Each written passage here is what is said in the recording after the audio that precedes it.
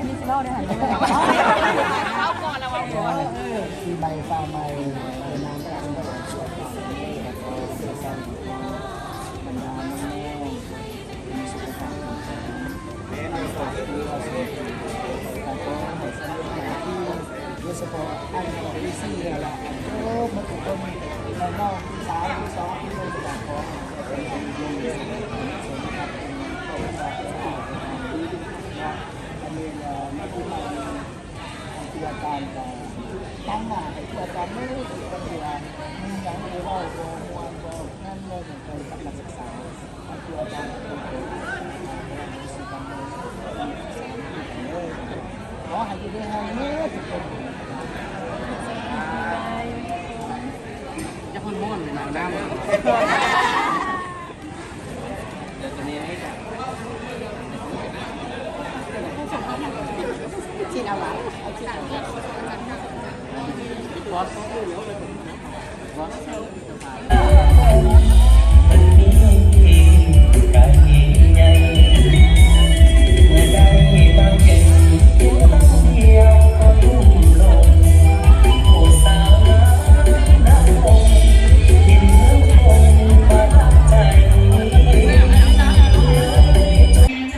เป็นเงาด้าเสียงการประจำวันของตัวเองนะคะอยากจะกระเทียมขอสู้งานละต่อไปจะมาอยู่ด้วยโอ้อยู่อยู่เลยขอเส้นแต่ว่าจะสีแบลใส่แต่งแบลบอลเข้ากับหน้ากันหน่อย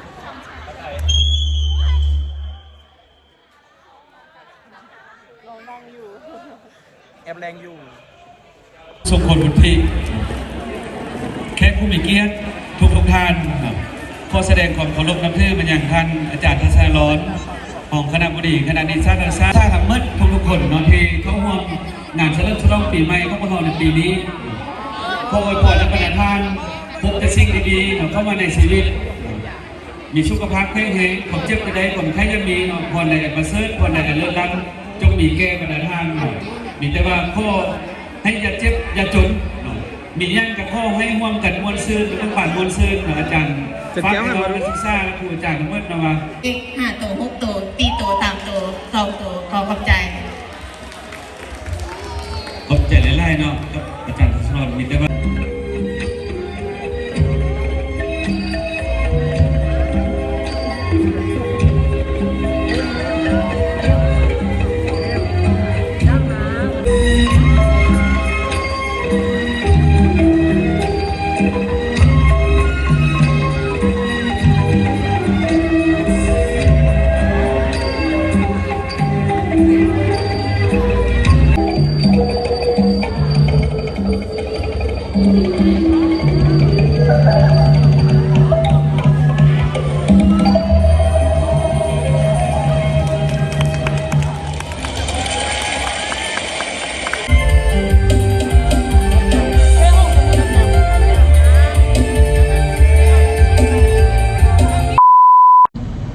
แล้วจากขนาดกำลังชิดชาในบ้านปะครับขับรถจากบ่ต้องมาเบิ่งหรอกเนี่ยมืดมาก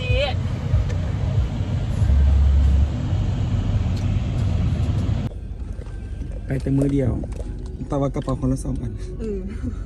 แต่มือเดียวนี้นะน่าดำ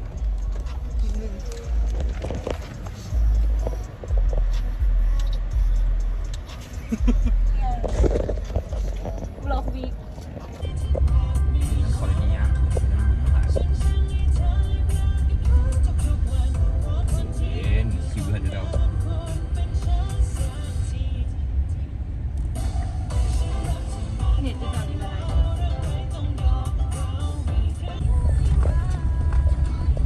ลงไปหนูจากสมองหนึ่งเป็นคืดพิษแล้วอันครับหลังทางอะไรแบบนี้แต่ว่ายี่นี่บ่หลายนะตัวเยอะไม่เห็นเลยไม่เห็นยี่นี่ยังเห็นรถในทางหน้าไม่เห็นรถเลย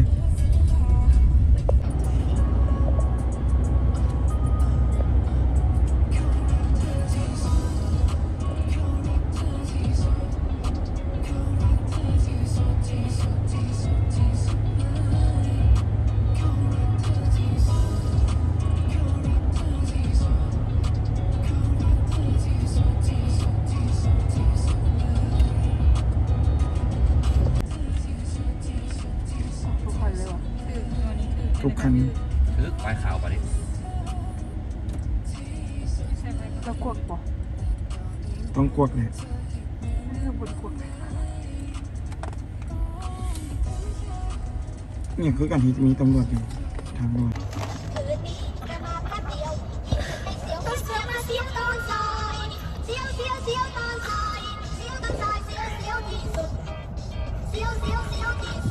อย่างมันวะเป็นอะไรประคำอากาศเป็นยังไงแล้วสิ เสียวฉันก็ไม่เคยเสียว เสียว ฉันก็ไม่เคยเสียว เคยฟังปะเดิน คืนทั้งวันฉันก็ไม่เคยเสียวคืนนี้มันมาเดียวเดียว เออที่จริงกับวันนั้นแต่ว่า เสียวมาเสียวตอนซอยเสียวเสียวเสียวตอนซอยเสียวตอนซอยเสียวเสียวที่สุด แล้วมึงนาลีนะครับเราไปดีนี่ เสียวที่สุดมันก็ไม่ใหญ่ไปที่ไหนฉันก็ไม่เคยเสียวจะเดี่ยวยังไงจะลึกยังไงฉันก็ไม่เคยเสียว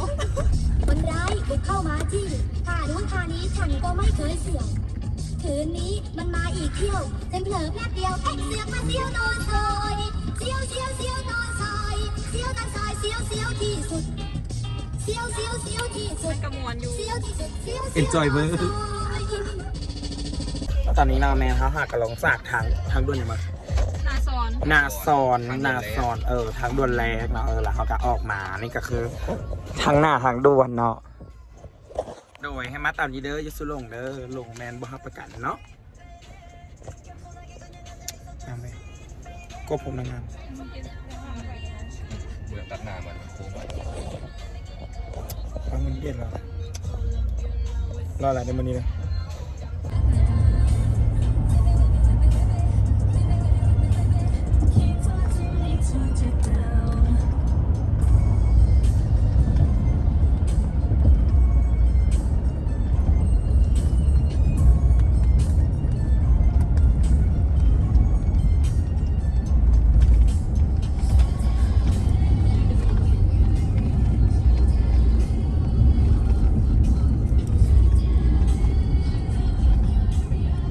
โค้งอยู่อาแบก อาเบก อาแบกขับรถ ฮานทีพีซี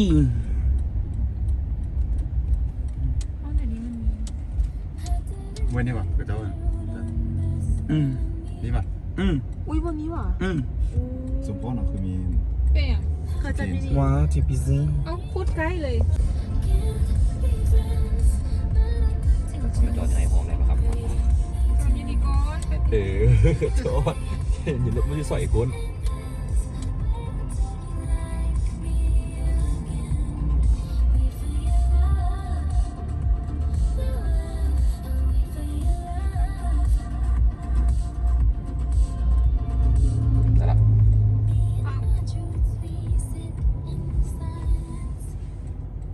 มีเบื้องหน้า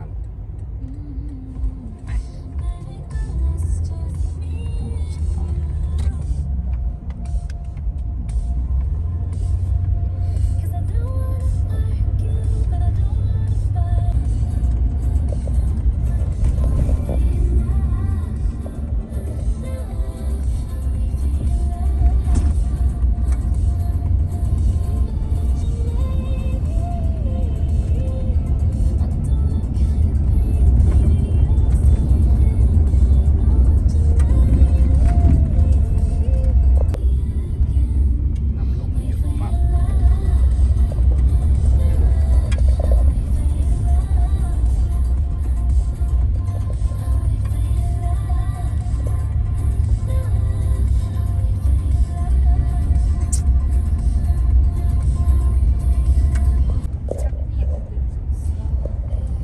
มีตัวมา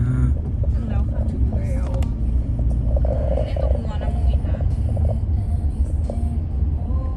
สีดำเป็นมึงมีไหมเอ้า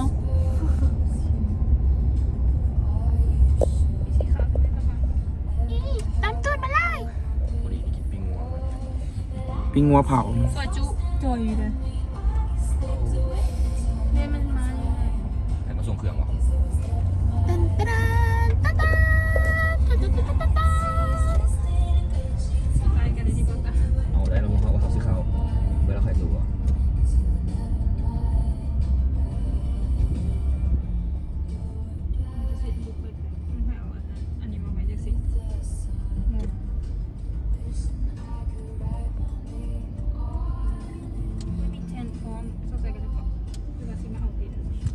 อนเราจะงานกับกินปีใหม่แล้ว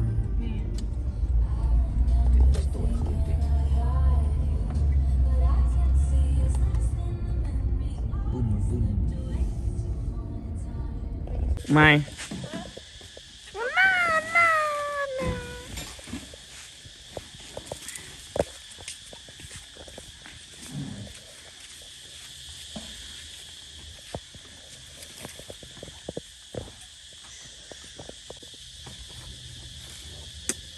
ยอดอะไร สบายเกิน คิดว่าเอาคนเดียว4 แก๊ส มีแต่ปากแตกขนาด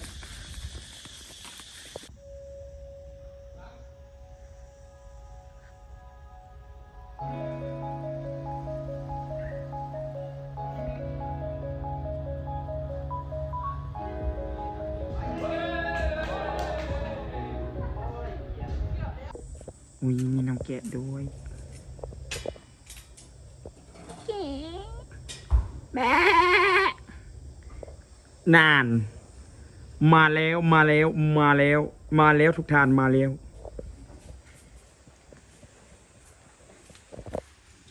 สมาชิกของเรามาเพิ่มแล้วว้ายแบะฮะอีหวานก็ฮอตแล้ว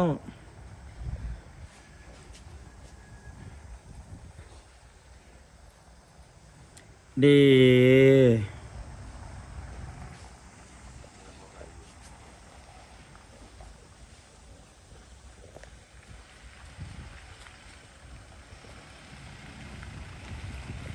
เลิศ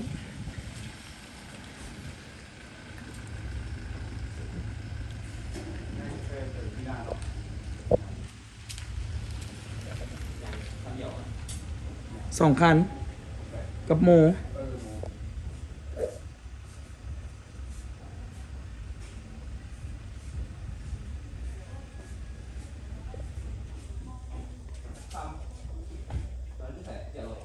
เลิศปังมากฮันยอง Hi everything อย่าเบนเลิศไอ้ข้าฮอตก็ได้ฮักจอบนี่กันสูบปุ่มเป้าสูบกุ้งเบ่งไว้รอน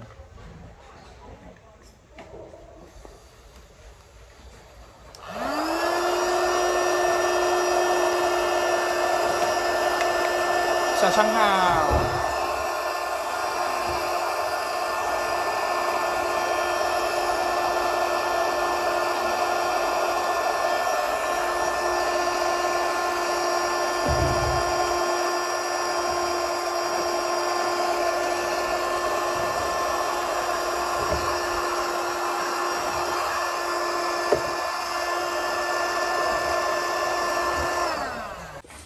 เลิ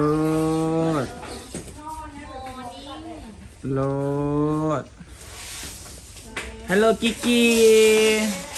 Hello Millie โมเมนต์มิลลี่ใช่ Hello Millie Hello Benny Hello Eki Kami Ricky Munaniวันนี้ไม่เห็นด้วยความหักเลย น่าจะเจ้าฮักกันทั้งหลัง ความดีใหญ่อินฟลูใหญ่อยู่บุญ ไม่หมอกแล้วนะ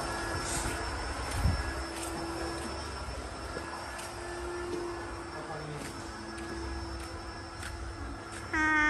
ย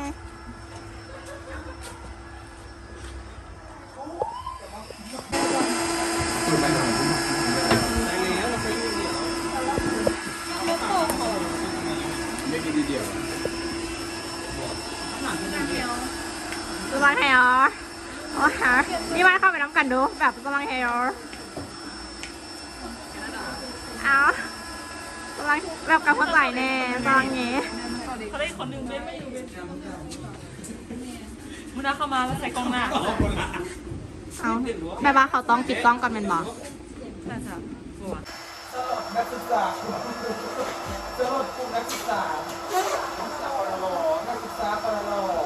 ดีมากเจ้าเข้ามา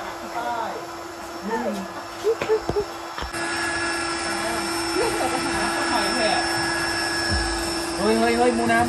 ท้ายรถนั้น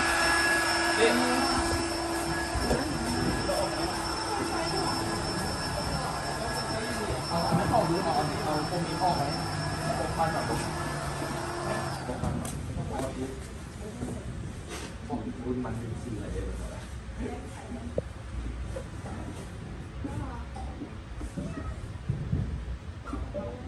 ยวเขาบอกว่าอย่างนี้บอกแล้วประเด็นคือมันเอาไปแล้วมันกับว่าหนวดปากแต่อื่นนี่นะบอกเอากล่องมาเห็นฉันอยู่ในกล่องจำมาเลยอันนี้คือฟิล์มแกไม่สิไม่อันนี้ซิงสภาพนางฟ้าเลยเอามาล่อสายโซ่ให้ผมเบียดเส้นเนี่ยเด็ดสภาพนางฟ้าที่มีไฟหัวจะเด็ดต่อไป2,000ลักษณะมีหัวที่บ้านเนี่ยบริการเกรดค่ะโอ้ยพวกคุณจะขายถึงนะ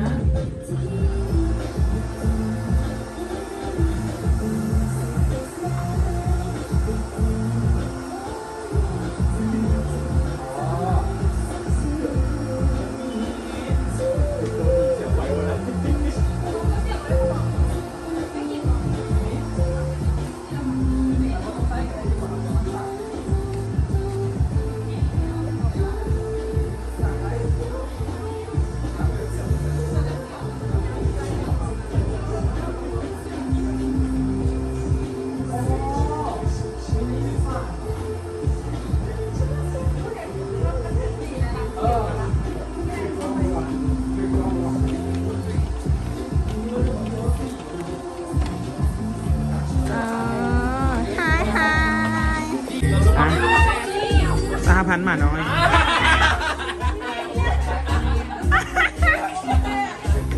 บงแต่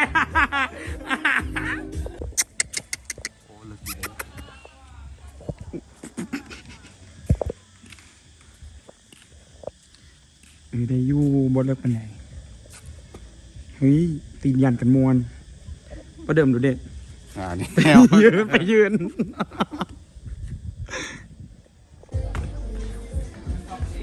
มันนี่แก่งมากอ้าว ใส่ซีทอดตีนไก่ หน้าดำทุกคนสู้ เขาโพสก็ได้เขาโบมีอย่างเห็นบอสตีนไก่มันอาจจะตัดเล็บสิเอาเป็นว่า ใครเคยถามอินด้ามันเคยเห็นอินไหม ถามไอ้คิมมันหลายขั้นตอนอย่างขนาดถ่ายไอ้คิมมาเห็นต้องถามเรื่องที่โอ้ยคิมเราเห็นจังไหนเราอัพลงว่ากิจกรรมทรายแท้อันนั้นเขาดึงแสงนะอีหยังกันมึงนมเนยดมอ่ะบอวันวายอีห่านี่บอเห็นยังนั่งกินอย่างเดียวมึงงามแหงวิวนะสวยมากที่มินนี่บอกว่าไปคือสิพาทางเป็นถอยไปเสก็เป็นถอยแบบถอยโมเฮสวยกับเจ้าอะไรแล้วอ๋อบอกกระถอยอยู่แล้วมึงเฮี้ยมากมาทางนี้ซะใครแน่สวยเปรี้ยวไก่โฮสพบ2 คนกินแหงหมู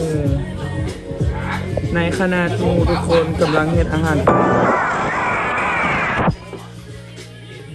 มัน2 คนไปยังรอซัว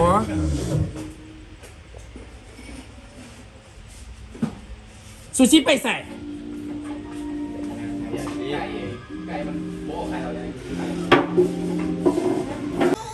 เครื่องจักรบต้นมักเบิดเลย เป่ามันคืนหรอ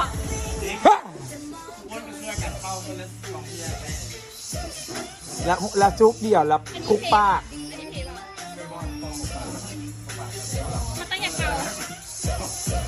มันเป่าให้มันได้เด้อ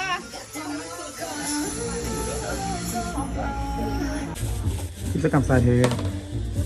วิ่งหอมกินนมมันบ่นมเนยมันกินเลยนมข้นมีนมเนยฮัสแตก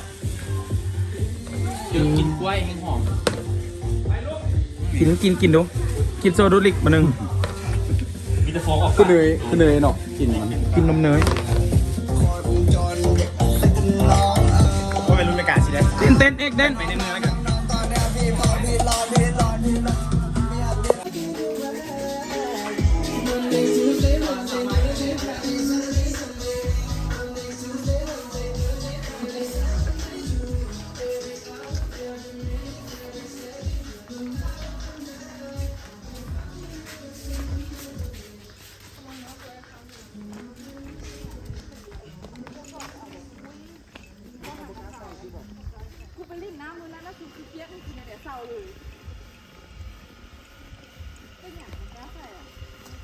โอ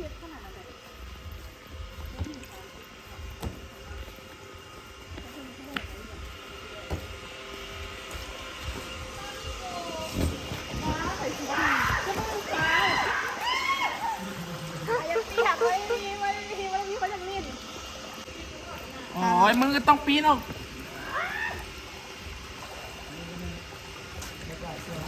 ได้แล้วยกก้นขึ้นเลยไม่ได้ชู ยังเก็บภาพเขาไว้ในใจรู้ว่าเจ้า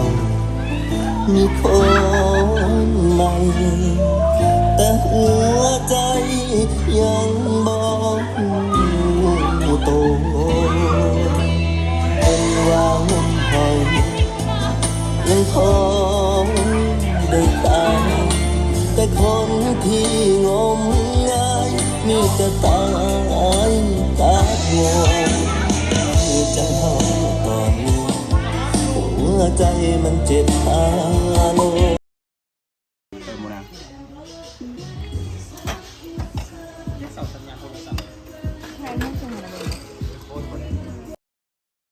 ไม่ว่า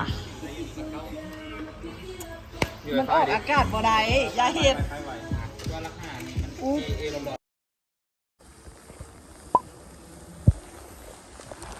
ตกนั่นเหรอ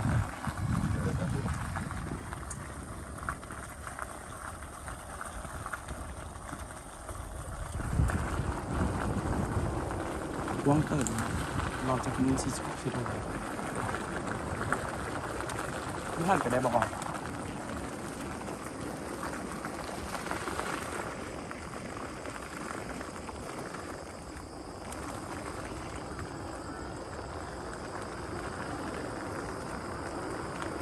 เสียวตอนซอยเสียว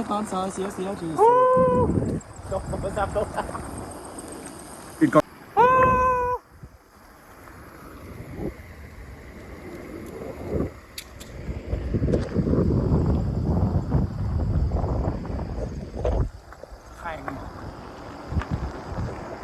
ตอนนี้เขาก็อยู่ทางด่วนเนาะ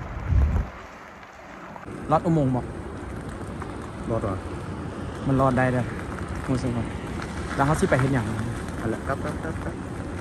ตายทางด่วนก่อน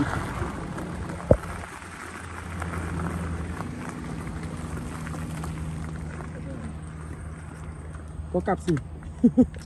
ก็กลับสิ เราจะไปทำไมอ่ะอีหยัง แล้วกินไปแคปเอา แล้วมันตกแก่แซลมอนต้องนั่งที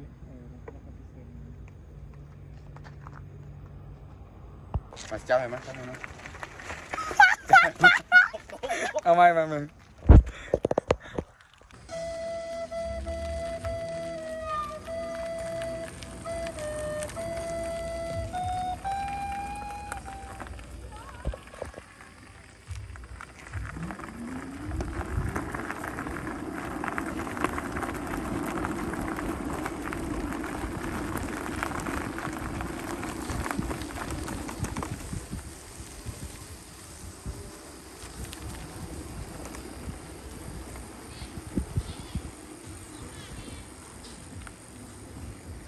จะให้เวลาพวกคุณสวีทกันให้ดู เวลาพวกคุณสวีทกันกับบุมีก็ได้ ถ่าย YouTube น่าสน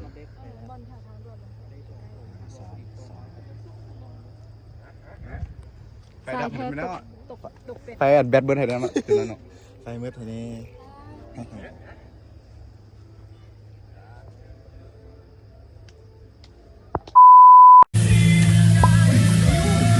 เดี๋ยวป้าไม่ดีก็ได้ป้าไม่ดีซะมีบอลนอนหา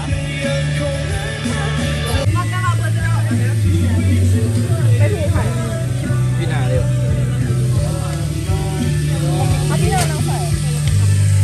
ฮะนี่คืออะไรเลิศช่วงนี้เห็นติ๊กต็อกกับคนหูน้ำลาย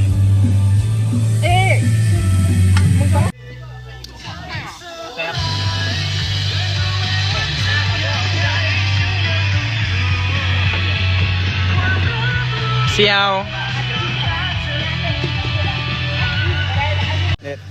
君の虜になってしまえばきっと เขาเสร็จแล้วก่อน ยังน้อย3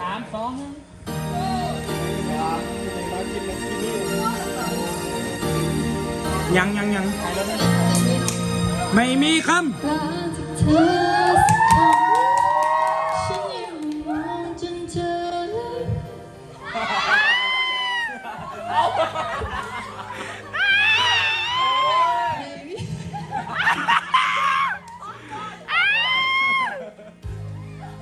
จดต่อเต้นนี่ ต้องทำใจ ลงมาแม่ ว่าถึงยังไงเธอคงไม่กลับมา เพลงประกอบหนังนางท่า ทิ้งไว้ก็แค่น้ำตาที่มีเธอฉัน โบเมนไก่แล้ว ไปต่อรู้เลยว่า เธอไม่จริงใจเราไม่มีความหมายก็เธอไม่มีน้ำใจปล่อยเธอฉันง่ายได้โดยไม่มีรัก มันเข้ากันจะมาทาเฟ่ค่อยท่าคนห้องนำแน่นเป็นพวกผมเลยใจหนึ่งพอแล้ว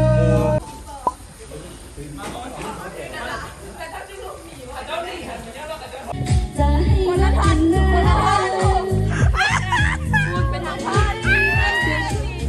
FC ตัวยง Listen I have something to say with you there is someone to love you more yeah let's check it out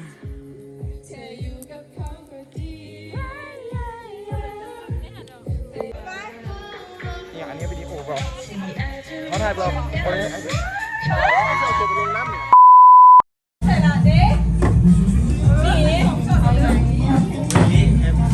โอ้ถึงคอถึงกระปาก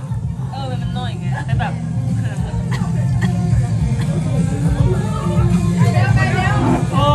เอากึกเศร้าลงเสียไม่ยังกอกแล้วยังไงกินข้าวอ่ะส้มเสื้อ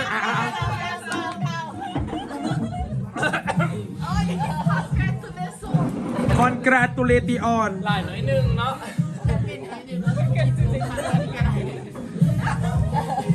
กาฟ้าใหม่ฟ้าเก่าโยฟ้าเก่าปีเก่าขอให้ทุกคนไม่แล้วมือนี้ไม่แล้วไม่เนาะฟ้าใหม่ขอให้ทุกคนสุขภาพแข็งแรงร่ำรวยหักแพงสมัคคีเด็ดสิพาไปอินเดียตอนนี้ยังไม่ได้ร้องเพลงอินเดียทำดังจะฟังเปล่าเอามาไหมมาเราสายกินก่อนใส่โย่ใส่โย่ใส่มาสีบอลทีมเซ้ยมันยืน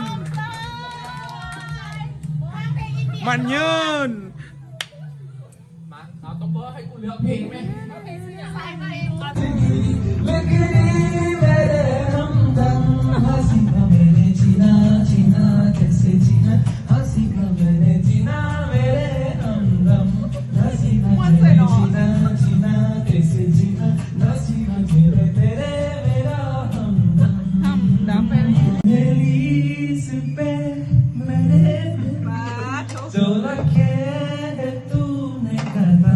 มันท้องอินเดียมันว่าตลาดเจ็บแบบเพลงนะ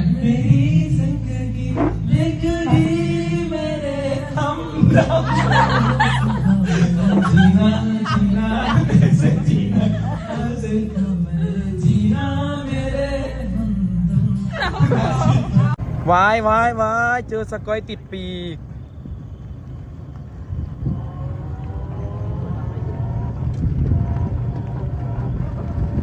ฟิลเตอร์หมอก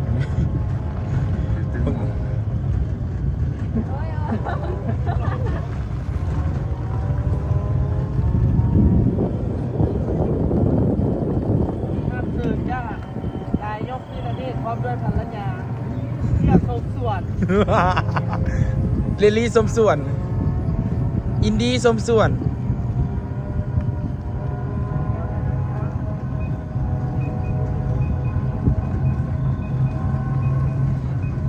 มีมาขาวอันนี้มามืดอันนี้ดีเขาเป็นทูตรถอันนั้นรถฟีโน่วายสกอยก็สาบสูงหน้ากับเจ้าแน่แล้วเขาชี้ไปใส่ไม่ปะ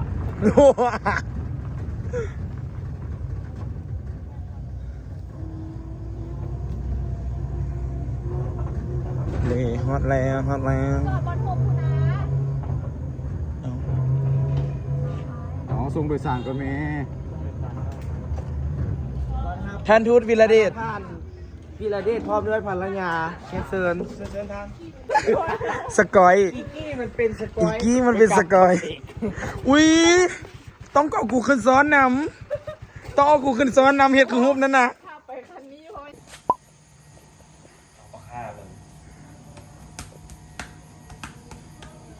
รถนักศึกษา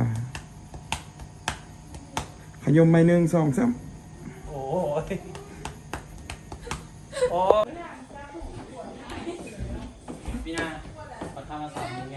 เอาอย่าเมาในอินดัสคุณงู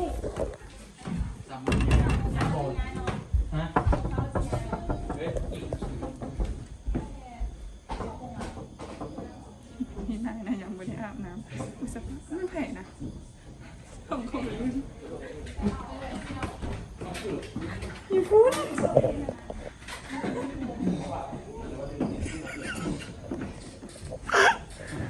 น่าดูเครื่องอยู่แบบนึง โม ของยาไข่น่าดูเครื่อง บ่ติดที่บ่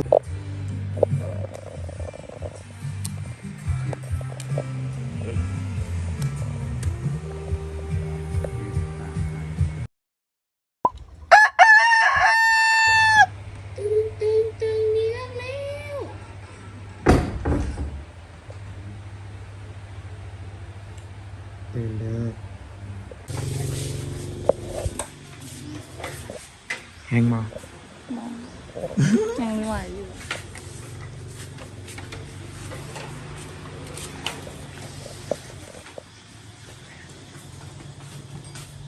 ไหนอาการเป็นยังไงบอกมาสิสภาพก็สิตื่นเช้านอนหน้าแปลงบนงานแบล 8 โมง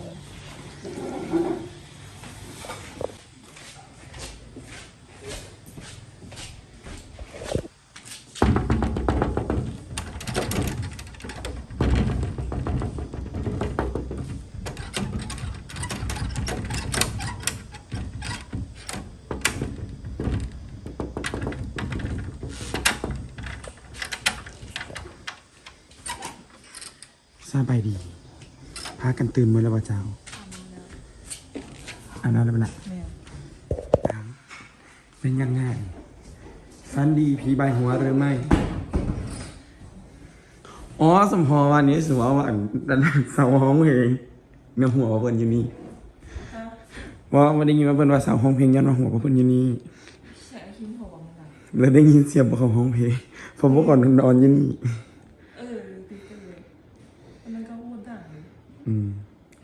ปลาหิบอันนั้น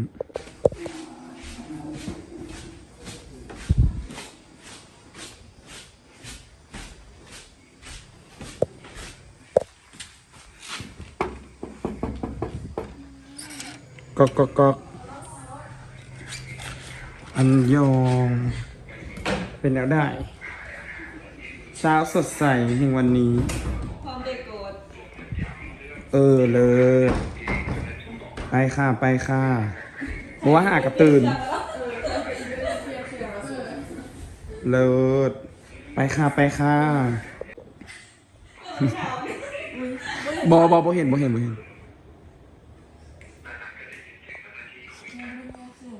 เบนอาเธอค่ะไม่สิกี่โมง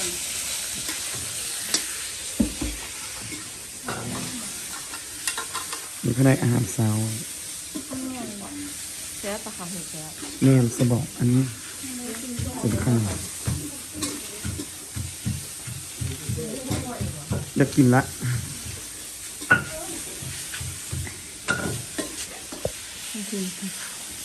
หอยรู้ไหมว่าเขาบอกเกินหรือเปล่าว้าวคุ้มค่าดอกไม่ยากแล้วบัดนี้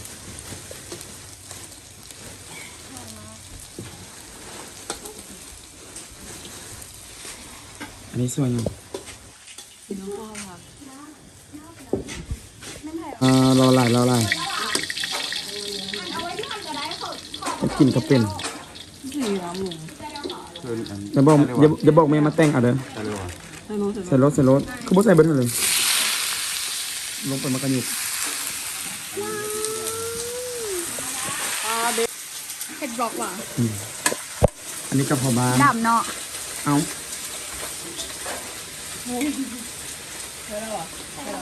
หูว่าข่าวกับไปยืดน้ำกับเจ้ามันก็ได้ไป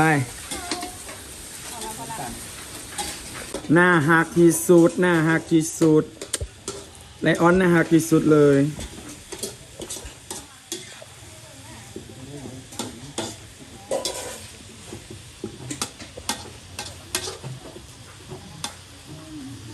อันนี้ก็คุ้มค่าดอกไม่ยาละคุ้มค่าดอกละเงียบเยียกให้เบิ่งเลยสกายถือกำเนิดแล้วในวันนี้ฮะช่ำๆแต่งหน้าเบาง ามเนาะหน้าเขาถือคันล้มได้คอนเทนต์เลยนี่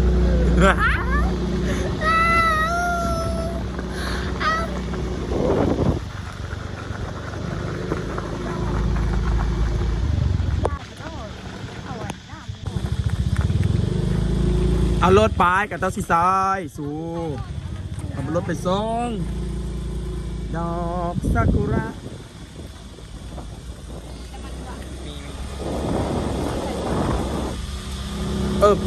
เมื่อวานนี้กูไปฮอตอุโมงค์ไงแต่ว่ากูบ่ได้รถอุโมงค์โมการรถชามบอสแต่ว่าวันนี้กูกับบักเดทมากันแรงไงเลย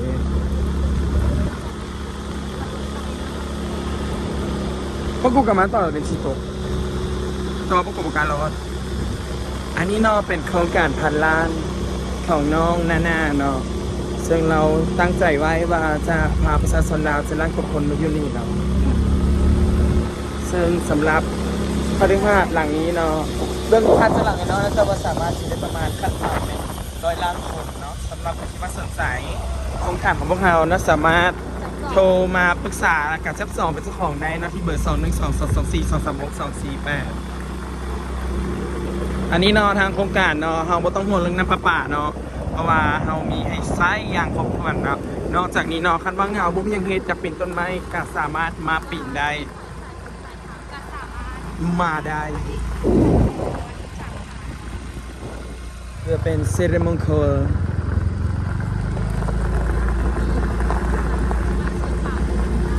แม่ลาวเจ้าเนาะตอนนี้เนาะเขาผ่านอยู่ที่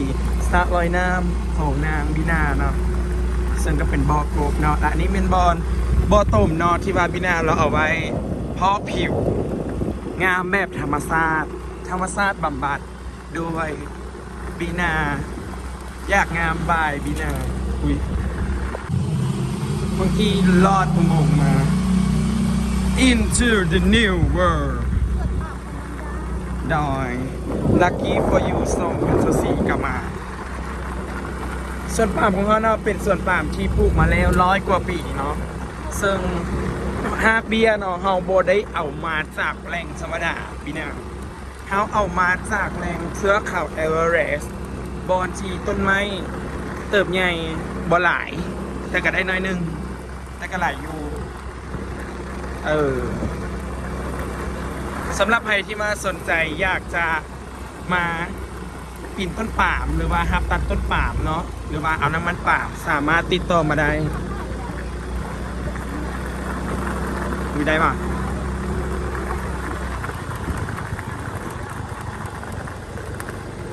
เพราะมันกระซอสกันปะขี้ไปกันได้ คันมันเบิร์ดเดย์ เบิดแล้วก็ดี แล้วอย่าสิเถียงกันเอาแต่น้ำแดงซะ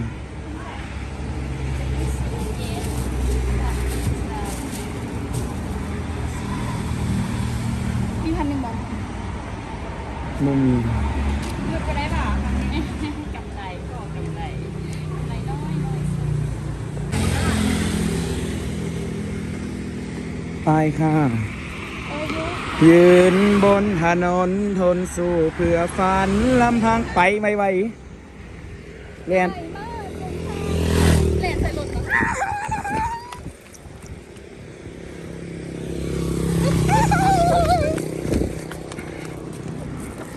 ไปหวนคืนกันเป็นสกอย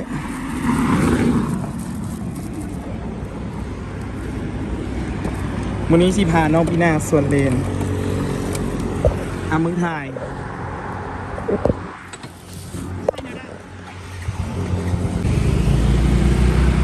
เจ ลาวออนลี่ ลาวออนลี this is ลาว this is ลาว กับทางเก่าเนาะ ทำต่อทำไม เดี๋ยวนี้เชียว ต่อ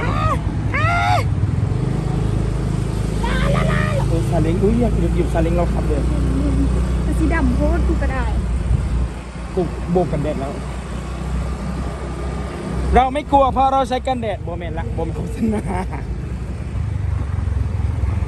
โบเมนเราใช้ไอ้นี่มาซื้ออะไรบ้างมาซื้อน้ำให้เขาอ่ะ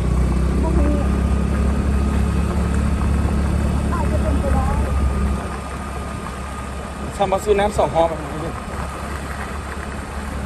ก็เป็นอย่างซื้อแล้วบเบิร์ดกูอมนะส่วนปั๊มของน้องด้าและก็พี่นากำลังจะเป็นเศรษฐีวันไหน วันนี้ไม่ใช่ วันนี้ยังไม่ใช่ แต่พรุ่งนี้อาจไม่แน่ มึงกูบอก เบา อันนี้คือเนี่ยมันก็ตื่นเต้นเลย อุโมงค์ โบแมนอันเนี้ยก็ตื่นเต้นเลยปามปามปามปามปามปามปามปาม ทางด่วนเนาะ ทางด่วน อัน เนาะ นี้กะอุโมงค์สำหรับบินากับอินดาลักหนีบแม่ไปลินทุกมือ เลิศ ไป เดี๋ยวสุดถามว่าคุณเคยย้อนอย่างเนาะรักแม่ไปลิน อันนี้เนาะแม่บ่อน้ำเนาะ มองคุ้มของบินาเลี้ยงปลาสลัดมาให้เลี้ยงปลาสลัดมาให้จิ๋วโมเมนเลี้ยงกบมาให้ปลาสลัดเจนใส่ให้ไผ่กระดึงคนนั้นลงให้มันเจน อย่างลบ ให้กบเตะน่ะอันนี้กะสาธุเอาซุกเอาไซให้ลูกให้หลานเด้อ พอให้ถึก400 ล้านเด้อพอ เอา เล่ เว้ น ย ของ เขาจะ โต ปิดประตูโมเมนเขาต้อง ราคาเลย ช่ำหน้าดำแน่ๆ เซียวอยากได้คอนเทนต์พอเซียว ว้าว กูสิหักลงอีกแล้ว โอ้ยหามเล่งสิเพื่อนมันร้อนมันร้อน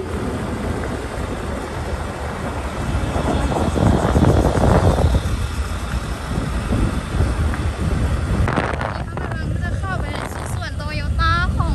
นางประเสริฐคำเทวพันเดส พี่นาคือหัวสวรรค์ เอามึงอย่าเบากูสะพี่น้องเริ่มตั้งแต่ประตูหัวสีขาวเข้าไปแกนี่ก็เป็นวิวประมาณแบบว่าไกลๆเนาะกลางคืนท่านจะเห็นนี่เนาะนี่เป็นทางเข้าเฮือนแล้วก็ทางขี่เข้าไปแล้วก็เลี้ยวซ้ายเราจะพบกับพวกมูกำลังนั่งสแต็กเข้าอยู่ เนาะตอนนี้แมนจากที่ว่า2 คนขี่รถรอเนาะเฮ็ดไฮโมโมนะสแต็กเข้าไปเบิดแล้วเนาะแต่ว่ายังแต่2 หัวป้อนี่ขี่ร ยัง ถ พันได้ส อยู่ แต็กยังกลับไปเรือแต่จาน แซบโพแซบแพ้แซบมาแซบประการตา นี่เด้อ ก็จะสแต็กเข้าไปแล้วมึง นี่เด้อ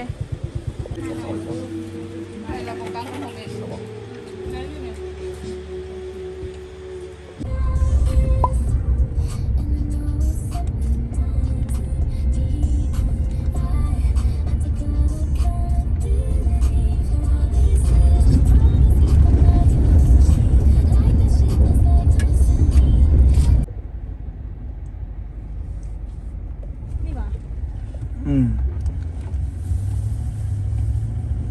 ทางนี้คือทางนี้ปิด มาทางนี้แต่ว่าเจอออกฝั่งนั้นแล้วก็จอดอยู่นี่แล้วก็ข้ามทางมา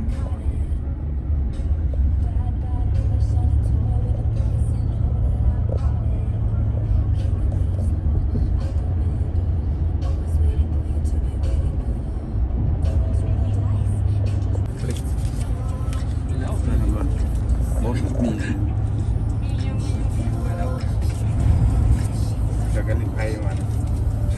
เคยได้ไปกิน ได้10,000อันนี้ถึง ตอนนี้เท่าไหร่ 15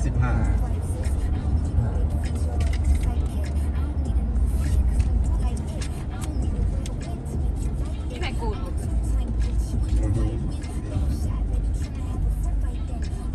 อินเดอร์ได้เราได้เอาได้มันถึงมันเสียคืนมันนอนหมดเลย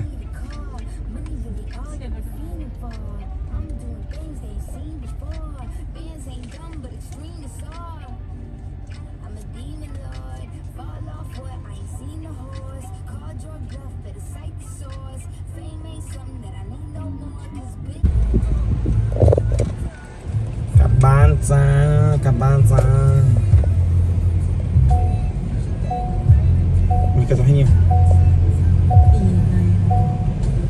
ปีใหม่เรา2024จังโอ้ปิดเส้นก็ที่อะไรสังขารเนาะ คัดงง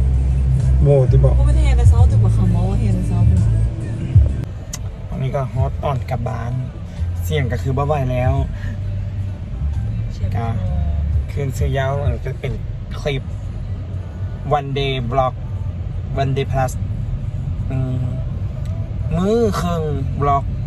1.5 มือ 1.5 day vlog กับการไปโอ้อย่าจูจะกับเจ้าหลายมือ จั่ว เกือบนะครับในการออกทริปน้ำกันสีกะบรรยากาศก็มีประมาณนั้นคันสิเป็นซะอีกอะถ้าเบิ่งก่อน ปีใหม่ก็จะมูเสริมว่าพี่ไปใส่อุ้ยแต่เสื้อนี่งามเนาะเสื้องามมากถึกอีกส่วนมันถึกอีกส่วนตัว35